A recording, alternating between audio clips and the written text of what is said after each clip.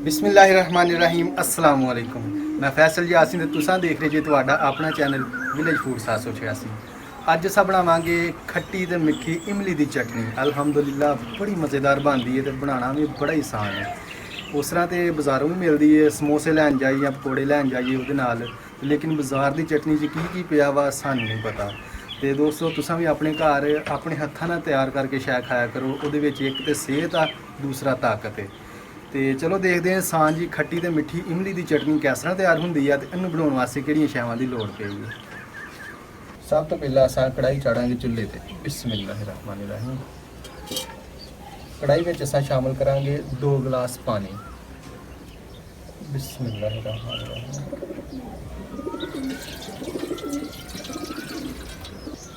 ते पानी में शामिल करांगे असां इमली। बिस्मिल्लाहिर्रहमानिर्रहीम।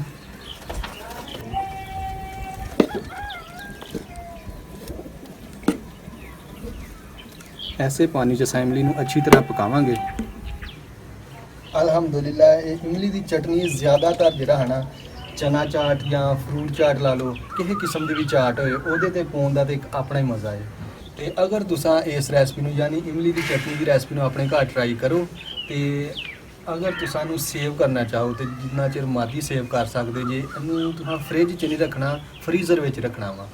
फ्रीज़र च रखना इमली की चटनी खराब नहीं होनी। तो इंशाअल्लाह तुसां अपने घर इस रेसिपी नूं जरूर ट्राई करियो।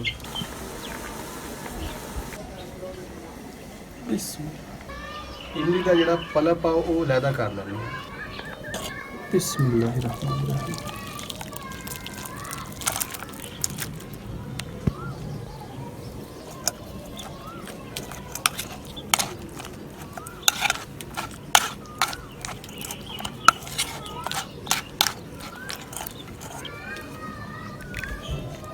अल्हम्दुलिल्लाह पल्प जिहड़ा बिल्कुल असां लैदा कर लिया है।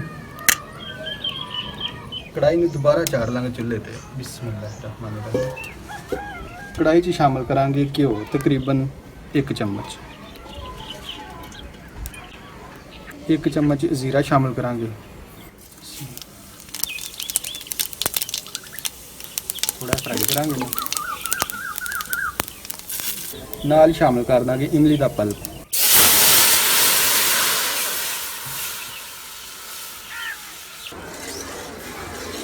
हुण असां शामिल करांगे गुड़। गुड़ नूं असां छोटे छोटे पीसां कट ले।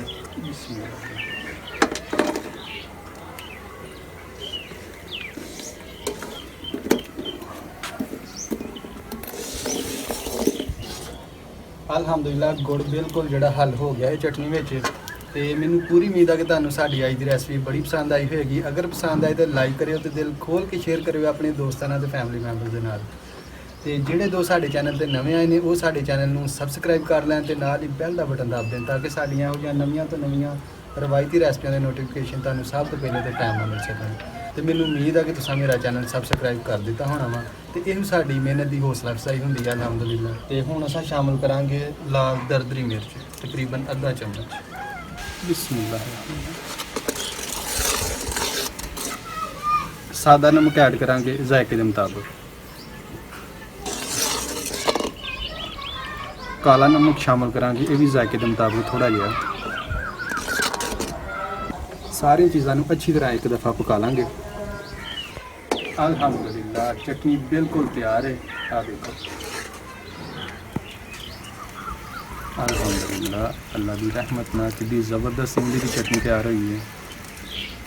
अल्हम्दुलिल्लाह।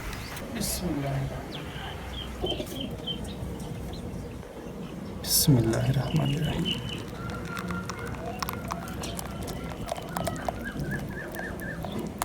अल्हम्दुलिल्लाह अल्हम्दुलिल्लाह।